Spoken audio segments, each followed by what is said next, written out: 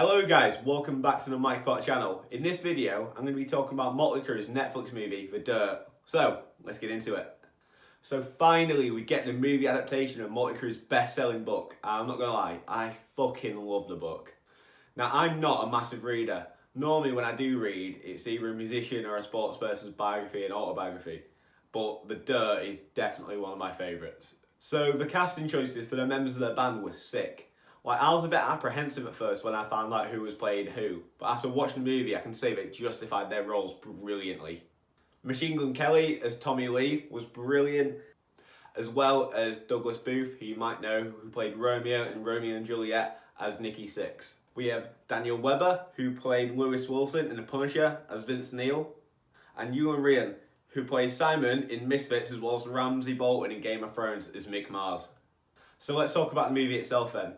The opening scene gives you laughs from the word go. Like, you can just show that 2 or 3 minute sequence at the start of the movie and that could just be a trailer for the entire band as a whole, not just the film. But yeah, the movie itself includes some wicked narration as well as some brilliant fourth wall breaks. So the bits that the movie itself covers are like the origins of the band, so it talks about Nicky's childhood and how he went, and then the band formed by, Tommy meeting Nicky, then them meeting Mick, and then going to get Vince as well to front the band. All that was included.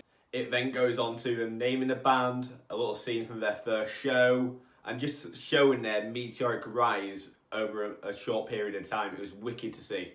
There's fucking hilarious scenes in it as well, where they're by the pool of Ozzy Osbourne, how they're going mad in hotel rooms and in shows, and just all over girls. It's fucking so funny.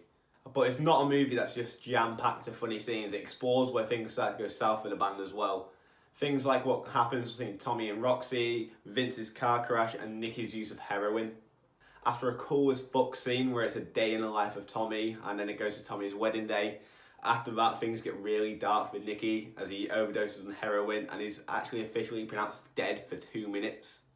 After getting sober and recording Dr. Feelgood, which is the band's first #1, they go on a massive world tour, and just because they're all sober, they're just not having fun. It really just breaks them all down. As much as there's awful things that go on, such as Tommy's marriage breaking down and what happens to Vince's daughter Skylar, I think it's really important to show these parts just to immerse you and get you to understand the emotions of what these guys were going through at that point in time as well.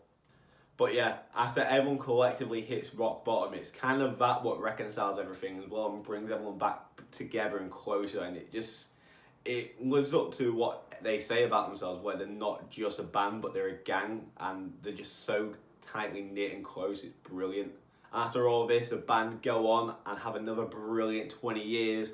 The closing sequence as well is brilliant. It's a nice little uplifting way to finish off a movie where it's got pictures of things at a time, comparing it to what you see on screen during the movie. And it's just nice to see how similar things are. They tried really hard to keep things as factual as possible and immersive, as well as keeping it really interesting and entertaining. Overall, I see it's kind of like the Bohemian Rhapsody movie, except with a fuck ton of drugs and sex and just amped up to the max. If you want an actual factual biopic and it touches on that a little and gives a bit of good fan service, but if you want to be entertained, then this movie is an absolute must see. So what do you guys reckon? Is The Dirt just an absolutely brilliant, entertaining, exciting movie on one of the most dangerous bands in the history of rock music? Or is it just a bit boring and generic and doesn't really give as much information as you like? Let me know what you think in the comments down below.